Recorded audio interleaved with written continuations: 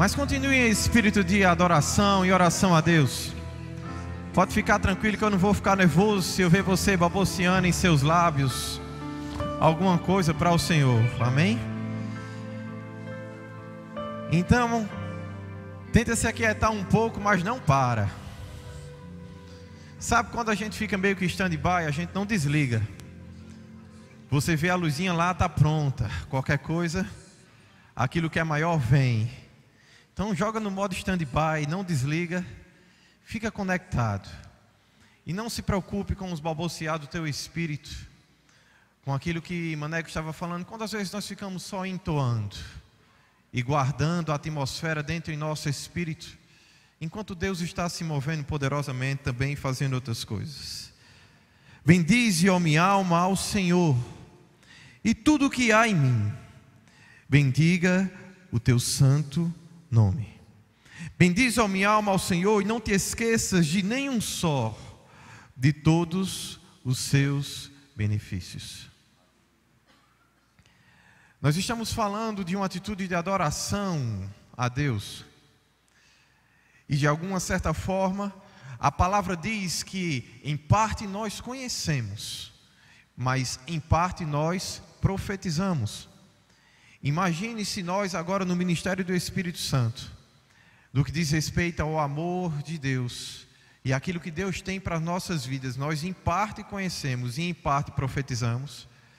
Imagine o que era o Espírito sobre a vida de Davi, para inspirar ele a entoar para Deus louvores e adoração dessa forma, que teria como ser marcante em sua época, mas que também tinha a força e o poder de deixar um legado para mim e para você, mesmo na dispensação da graça e do Espírito. Sabe o que isso quer dizer, meu amado? Só a adoração, só quando estamos inteiros e íntegros para com Deus, pode nos colocar em um patamar de vida onde as nossas ações não vão repercutir somente em nós, mas elas terão peso de eternidade, porque serão ações movidas pelo Deus da eternidade, pelo eterno. E aí Davi dizia: bendize a minha alma ao Senhor e tudo o que há em mim. Naquele momento, o conhecimento humano acerca do propósito de Deus para o homem, ele era ainda muito limitado. O Espírito Santo, por exemplo, ele vinha e repousava sobre os reis, sobre os profetas, sobre alguns poucos escolhidos para se mover em favor do povo. Mas ele não era habitação plena como era em mim e em você, porque em Gênesis 6, por causa do desejo continuamente mal do homem, essa comunhão foi perdida. Então, o Espírito estava morto. Não havia a vida que há em mim e em você. Nós não, até naquela época e naquela dispensação, o novo nascimento não era uma realidade na vida das pessoas. Então as pessoas precisavam buscar e adorar a Deus com aquilo que elas tinham. E aí você vai ver, por exemplo, em Deuteronômio 6, em cada momento e em cada dispensação, Deus sempre requereu a integridade do homem, mas sempre com aquilo que o homem era capaz de dar, sempre com aquilo que o homem era capaz de fazer. Então quando você vai comigo lá agora em Deuteronômio 6, para a gente ver como é que Deus requeria adoração nessa época, você vai ver que isso é lindo, mas você também vai ver como é maravilhoso aquilo que Deus tem para as nossas vidas.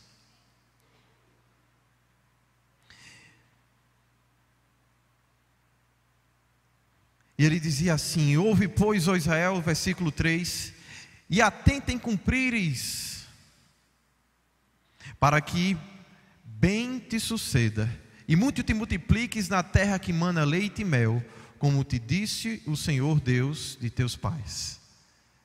Então ele está chamando a atenção para o ouvir, para o praticar, para que quando entre na promessa, e a promessa daquela época é diferente da promessa que nós temos hoje, que é a promessa do Espírito, onde Ele é o penhor da nossa aliança. A promessa era somente a restauração de um terreno, de um pedaço de chão, de uma terra que ia poder produzir coisas para a subsistência deles, do corpo. e a prosperidade da vida e da alma, a alegria que os bens, que as coisas podem dar. E aí ele diz assim: ouve, ó Israel, nosso Deus é o único Senhor. Essa palavra única é Shad, e ela quer dizer assim: os pensamentos que se unificam, os conceitos que convergem para um só. Então ele está dizendo: olha, tudo que diz respeito à sua vida, todos os seus conceitos precisam convergir para o único Deus, o único Senhor. E aí depois que ele fala que todos os pensamentos, tudo precisa convergir para Ele, em unidade, ele diz: amarás, pois, o Senhor teu Deus, de todo o teu coração, de toda a tua alma e de toda a tua força. Essas palavras que hoje te ordeno, olha que coisa linda o poder da palavra. Essas palavras que hoje te ordeno estarão no teu coração. O bom é que quando Deus nos dá uma palavra, a própria palavra, ela encontra raízes e meios de fixar na minha e na sua vida. Isso não fica somente dependendo de mim e de você. E agora na nova criatura isso é mais lindo ainda, porque a Bíblia diz assim, que aquele que está em Cristo, ele é nova criatura. As coisas velhas se passaram, eis que tudo se fez novo e dou. E graças a Deus que esse tempo está do verbo é imperativo. Isso quer dizer, Deus está dizendo: olha, é imperativo na minha vida fazer tudo novo em você. Quando a gente se entrega, a palavra entra. E Deus de forma imperativa começa a fazer com que todas as coisas cooperem para o bem daqueles que amam a Deus, daqueles que são chamados segundo o seu propósito, daqueles que andam segundo o seu propósito. E aí dentro desse contexto, a Bíblia diz: quando há uma entrega e você nasce de novo, e o seu espírito é avivado, o rei, agora de forma imperativa, porque aquilo que é imperativo precisa vir de um contexto de autoridade. Ele diz: eu vou entrar e vou fazer com que você veja, que você repare, porque idou significa veja, perceba com todos os seus sentidos, com tudo que há em você. Bendize, ó minha alma, ao Senhor, e tudo que há em mim, bendiga o teu santo nome. Só que agora, o tudo que há em nós é diferente daquela mente, do convergir dos pensamentos de Deuteronômio 6. Agora, o tudo que há em nós está lá em João capítulo 4.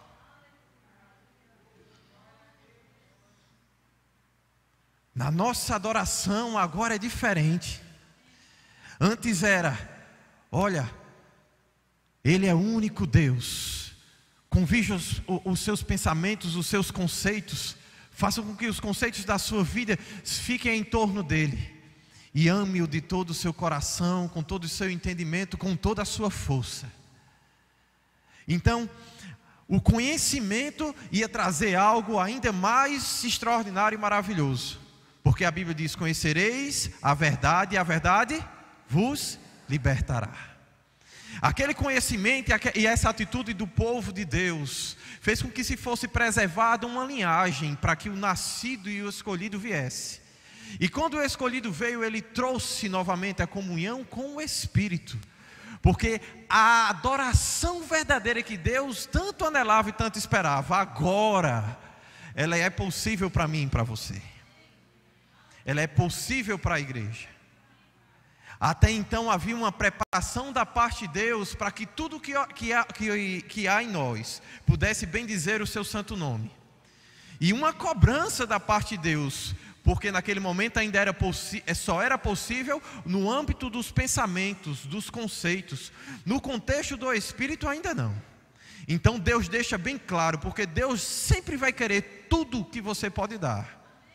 Ele nunca vai lhe requerer coisas que você não pode dar, que está além de você. Isso é Ele que faz.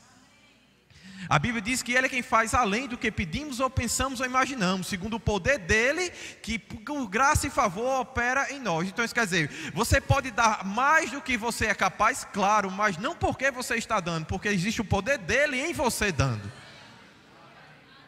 Não é a sua suficiência que vai além, é Ele mais do que suficiente e abundante em você, transbordando para o além. Mas você precisa entender que aquilo que lhe é requerido precisa ser dado. Na antiga aliança só poderia ser o coração, a alma, os sentimentos envolvidos com isso. E Deus dizia, então é isso que eles têm, é isso que eu quero. É esse o sacrifício que vai ser requerido. E quando eles sacrificarem, eles vão entrar na terra que mana leite e mel. Eles vão entrar em boas casas, eles vão viver coisas que eles nem fizeram. E a única coisa que eu vou pedir é, não se esqueçam de mim. E aí por isso que Davi, quando diz, bendize a minha alma ao Senhor, e tudo que há em mim, bendiga o seu santo nome. Bendize a minha alma ao Senhor, e não te esqueças de nenhum dos seus. Porque ele sabia que no contexto da adoração que Deus requeria, duas coisas eram necessárias: dar tudo, dentro do contexto do que Deus tinha formado, e da capacidade que Deus tinha dado para ele, mesmo que mais limitada do que a nossa nesse momento. Mas além de dar tudo, ele também vinha e dizia, e também não se esqueça daquilo que eu te dei. Porque eu não sei você, mas quando eu vejo a Bíblia dizendo que ninguém pode dizer que amou a Deus antes de se lembrar que Ele amou primeiro, eu tenho certeza que isso é a maior verdade da vida. O que nós podemos dizer que demos para Deus primeiro? Quando você vai ver, por consequência do trabalho de Davi, Salomão edificando um templo. Quando você vai ver Davi falando da adoração, eles sempre estão com esse conceito. O que eu estou dando para Deus, eu estou devolvendo aquilo que de alguma forma Ele já deu para mim e para você. Quando você dá honra, graça, louvor a Deus, você não pode se esquecer, e glória, que Ele já lhe concedeu glória. A Bíblia diz que existe uma glória para todas as coisas que foram criadas. Glórias menores e maiores, uma glória dos corpos que são naturais, outra dos corpos que não são. Você sabia que até quem não nasceu de novo, existe uma glória inerente a Deus, na vida dele, que está lá impregnada? Ele só precisa ter os olhos de entendimento abertos para ver a glória que Deus, e como Deus o concebeu. E talvez a sua não seja maior do que a dele.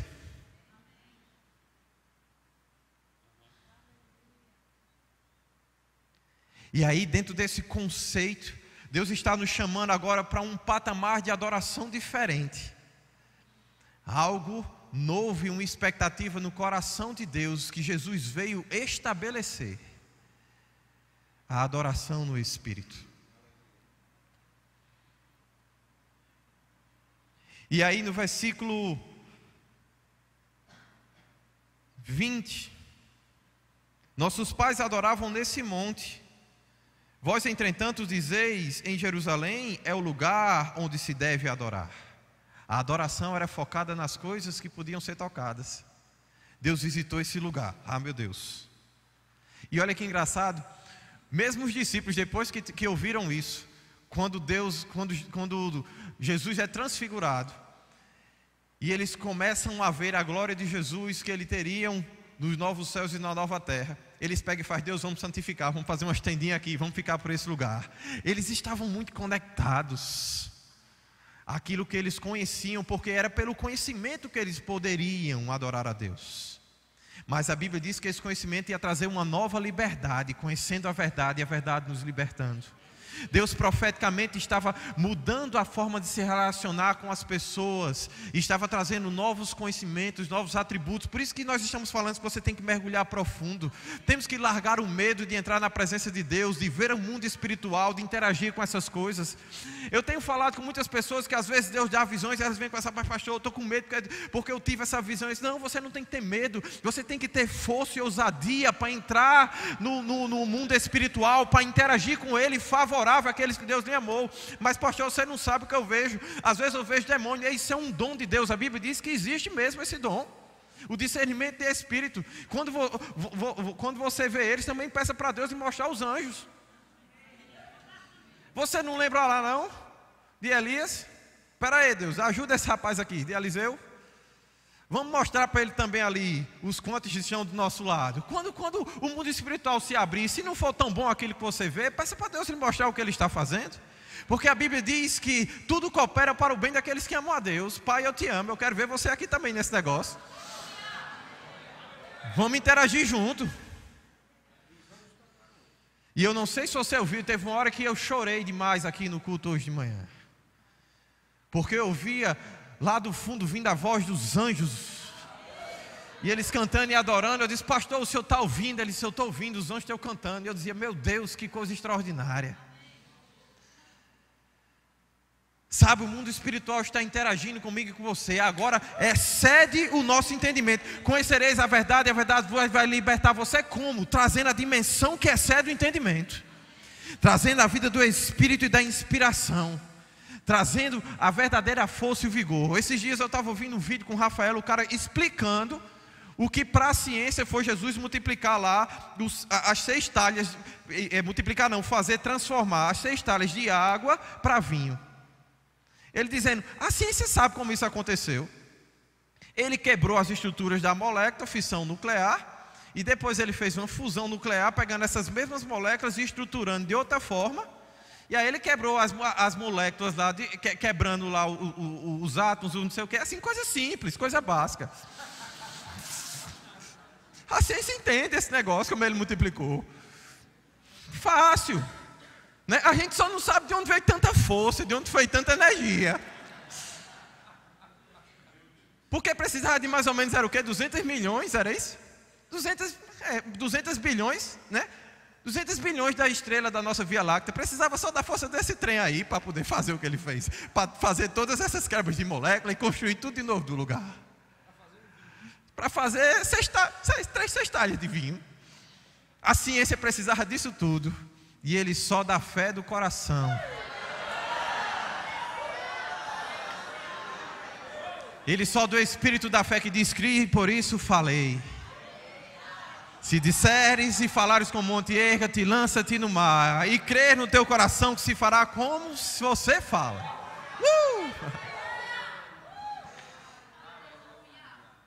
Mas não se esqueça, eu gosto sempre quando eu falo desse texto. Mais da frente, quando os discípulos estão lá embebecidos, dizendo, Deus, a figueira, que ele fala isso, ele também diz, crede em Deus. Porque existia um texto que dizia que as folhas deveriam estar secas. Então quando Jesus vai lá e manda secar, as pessoas estão vendo Jesus com fome, um menino mimado, por seus próprios prazeres, querendo, não tive o que eu queria, então seque. Não foi isso. Ele está no caminho de Betânia, indo e voltando, indo para a igreja e dizendo, ei, acabou o tempo de vocês, essa casa será chamada casa de oração, é isso que está profetizado. Ele está jogando tudo pelo chão, e quando ele volta, ele olha, ele faz, espera aí, essa bagunça que eu fiz, porque Deus mandou, a figueira não podia estar assim não, está fora do contexto, a figueira está mentindo. Aí porque ele cria em Deus, ele sabia que Deus estava além dela. E ele chega para ela e diz, vamos arrumar as coisas aí? A folha tinha que estar seca, então, só pela teimosia, vamos secar a raiz também? Para você não brincar de ter força de querer vir de novo? E mentir para mim. Eu sei que é o tempo, eu preciso me integrar. Os discípulos quiseram dizer para Jesus que não era para ele se sacrificar. A figueira quis falar para ele que ainda não era o tempo, que ele podia ficar mais tranquilo, esperar um pouco mais. Quais são as distrações da sua vida? No mundo, muitas vozes, todas elas têm um sentido, mas só uma vai lhe levar a Ele. A voz do seu Espírito, o penhor da sua promessa. Então você entende que eles estavam ali tangendo, procurando coisas tangíveis ainda. Essa mulher não é porque ela ainda não andava com Jesus que ela estava procurando os montes, não. Os próprios discípulos andando com Jesus ainda estavam lá, buscando os montezinhos, querendo fazer as suas tendinhas. Porque o homem ainda não tinha nascido de novo, eles também ainda não tinham nascido de novo, os discípulos, quando Jesus foi transfigurado. Eles não tinham provado dessa dimensão que nós temos. E ele diz assim: vós adorais o que não conheceis, nós adoramos o que conhecemos. Fica claro, a adoração naquele momento ainda era pelo que eu conheço. Eu adoro o que eu conheço. E graças a Deus, Deus tinha um plano para, pelo conhecimento, trazer a liberdade para o homem de transcender o conhecimento. Aí agora a Bíblia diz assim: e conhecer o amor de Cristo, que excede o nosso entendimento. Como o Maneco está falando aqui muito para a gente, primeiro vem o natural, depois o espiritual. Deus primeiro pega aquilo que é natural para o homem, aquilo que estava possível dentro da sua natureza, enquanto ela não tinha sido recriada. E Ele pega aquilo para abrir portas, janelas e fases novas na nossa vida. E agora a humanidade está sendo chamada por Deus. Mas vem a hora, e já chegou, em que os verdadeiros adoradores, levante sua mão, diga assim comigo: eu, verdadeiro adorador, adorarei ao meu Pai, em espírito e em verdade, porque eu conheci a verdade, porque eu conheci ao meu Senhor Jesus, e Ele me libertou, e agora os rios de água viva, o fluir do Espírito se move em mim. Então eu te adorarei, Pai. E os encontros das muitas águas, dos rios que fluem do teu trono, e dos rios que fluem da nossa vida, a tua glória encherá toda a terra. Aleluia.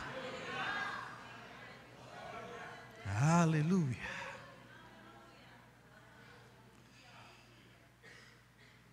Deus é Espírito, e importa que os seus adoradores o adorem em espírito e em aleluia.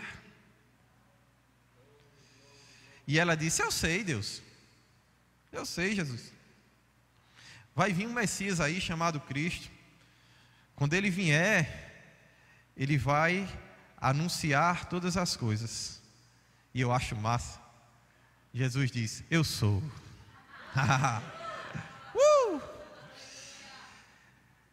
Sabe, agora para mim e para você assim: eu sou.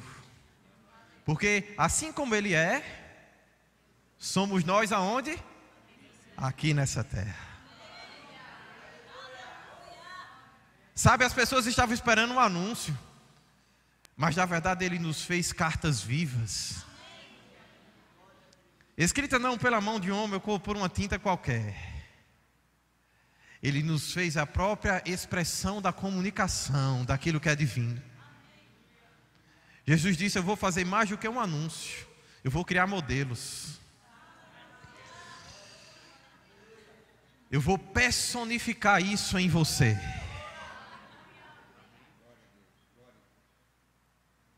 Uau!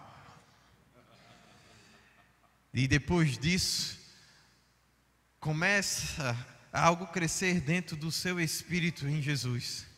Ele chama os discípulos para: rapaz, eu comecei a falar de algumas coisas que enchem a igreja.